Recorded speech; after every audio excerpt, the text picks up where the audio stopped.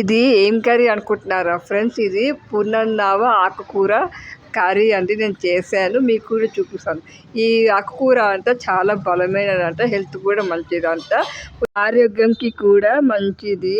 పెద్దవాళ్ళు తినొచ్చు, పిల్లలు తినొచ్చు, అందరు తినొచ్చు హ్యాపీ. ఈ ఆకుకూర ఎవరు తెచ్చారంటే మా మమ్మీ వాళ్ళ కోలికి తెచ్చారండి. ఈ ఆకుకూరని వాళ్ళ ఊర్లో ఉంటే తెచ్చారు. థ్యాంక్ యూ మేడం, ఈ ఆకుకూర మా కోసం తెచ్చినందుకు. నేను ఎలా చేశాను మీకు కూడా చూపిస్తాను. దీన్ని పునర్నవ ఆకుకూర అంటారు ఫ్రెండ్స్. ఈ కర్రీ ఎట్లా చేయాలో మా మమ్మీ నాకు చెప్పారు ఫ్రెండ్స్. మా మమ్మీ చెప్పంగానే నేను కర్రీ చేయడం స్టార్ట్ చేశాను. నేను ఎట్లా చేస్తానో చూడండి. నేను మా మమ్మీ చెప్పినట్టే చేశాను.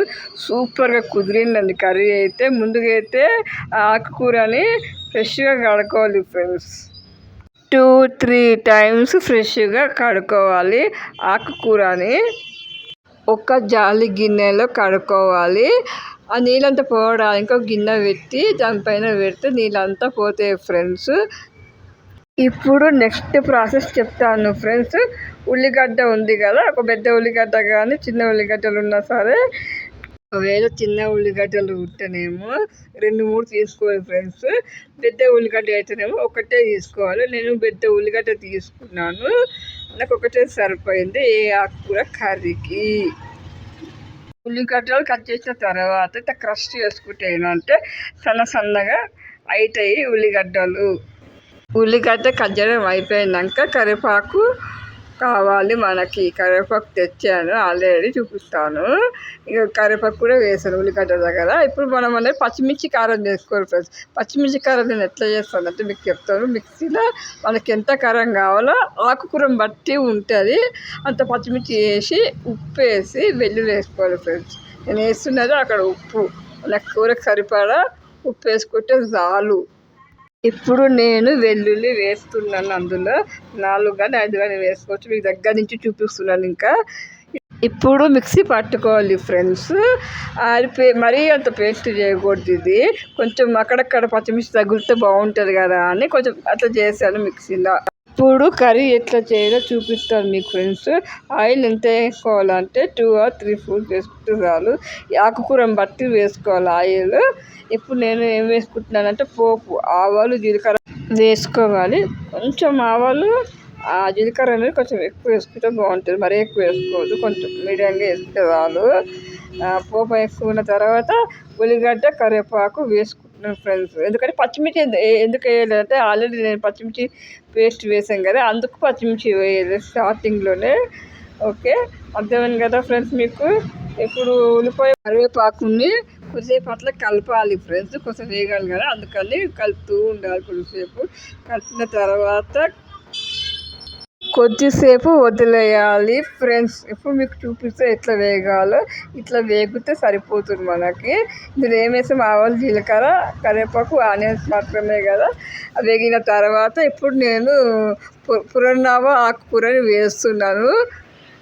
ఆకుకూర వేయంగానే స్పూన్ తీసుకొని ఇంకా కొద్దిసేపు అట్లా కలుపుకోవాలి. ఎందుకంటే ఆనియన్స్, కరివేపాకు అన్నీ వేసాం కదా ఆకుకూరలో కలవడానికి. ఇంకా ఉల్లిగడ్డలు అన్నీ కలిపాయి కదా. ఇప్పుడు కొద్దిసేపు అనేది మూత పెట్టుకోవాలి ఫ్రెండ్స్. మూత పెట్టుకుంటే ఏంటంటే కొద్దిసేపు అది మగ్గాలి ఫ్రెండ్స్. మగ్గిన మూత తీసేసి చూశాను ఫ్రెండ్స్, ఇది దగ్గరికి అయింది.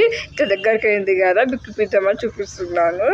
ఇట్లా దగ్గరికి అయిన తర్వాత కొంచెంసేపు అనేది మనం కలుపుకోవాలి ఫ్రెండ్స్. ఈ కూర అని దగ్గరికి అయిపోయింది కదా ఫ్రెండ్స్. మళ్ళీ మూత పెట్టి తీసి చూశాను, మగ్గిపోయింది ఆకుకూర మొత్తం అనేది.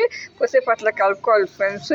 ఇప్పుడు పచ్చిమిర్చి కారం ఉంది కదా, ఆల్రెడీ చేసి మీకు పెట్టాను కదా, ఆ కారం అనేది ఇప్పుడు వేసుకోవాలి ఫ్రెండ్స్. వేసుకున్న తర్వాత ఏం చేయాలి, కొద్దిసేపు అట్లా ఆకుకూర మొత్తం కలవాలి కదా కారం అనేది, అందుకు అట్లా కొద్దిసేపు కలుపుతూ ఉండాలి. కారం అంతా పట్టేయాలన్నట్టు ఆకుకూరకి. ఇప్పుడు కొంచెం పసుపు వేసుకోవాలి. పసుపు వేసుకుంటే ఏంటంటే హెల్త్కి మంచిది కదా, వేసుకోవాలి. కలర్ఫుల్గా కూడా ఉంటుంది ఆకుకూర అనేది. ఇప్పుడు స్పూన్ తీసుకొని ఇక మొత్తం కలుపుకోవాలి. 1-2 నిమిషాలు కలుపుకోవాలి ఫ్రెండ్స్. కలిపిన తర్వాత మూత పెట్టి మళ్ళీ తీసి చూడండి ఫ్రెండ్స్. ఇట్లా దగ్గరికి అయ్యి ఉంటుంది ఆకుకూర, చూసారా?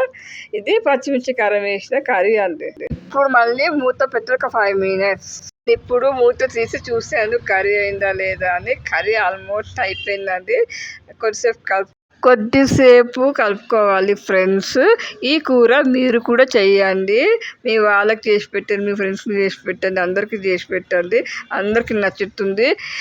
చాలా మంచిదండి ఈ కర్రీ. హెల్త్కి అయితే చాలా మంచిది.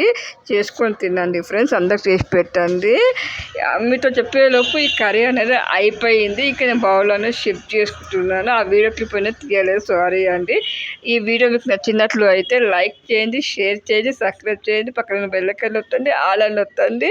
నేను చేసే వీడియోస్ మీ దాకా వస్తుంటే హైప్ కూడా చేయండి ఫ్రెండ్స్. ఓకేనా ఫ్రెండ్స్?